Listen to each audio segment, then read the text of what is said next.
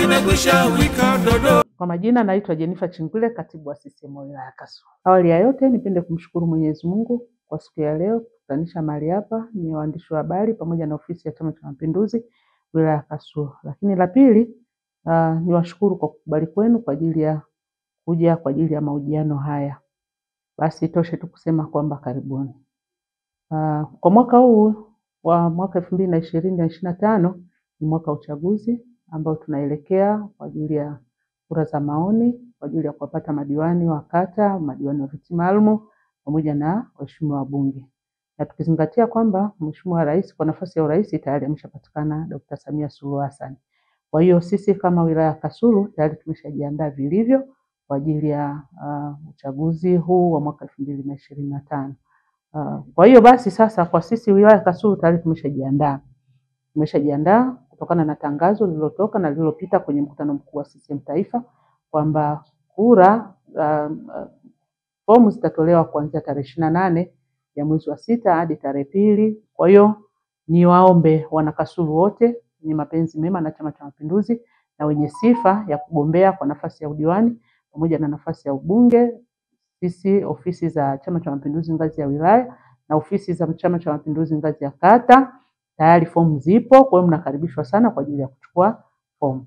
Sifa za wagombea ziko kama ifuatavyo. Kwanza kabisa awe ni raia wa Tanzania. Na sifa nyingine awe na akili timamu. Lakini sifa nyingine ambayo ni kuu awe anajua kusoma na kuandika. Lakini sifa kuu kabisa ni awe mwanachama wa Chama cha Mapinduzi. Kwa sababu unaweza ukajikuta unakuwa ni raia wa Tanzania lakini pia una akili timamu lakini usiwe ni mwanachama wa Chama cha Mapinduzi. Kwa hiyo sifa mojawapo ni kuwa mwanachama wa Chama cha Mapinduzi.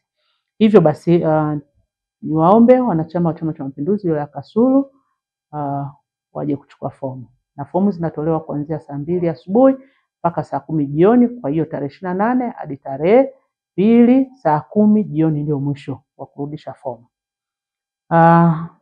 Lakini pia fomu kwa ngazi ya udiwani inatolewa kwa shilingi 50,000 na ngazi ya ubunge inatolewa kwa shilingi 500,000.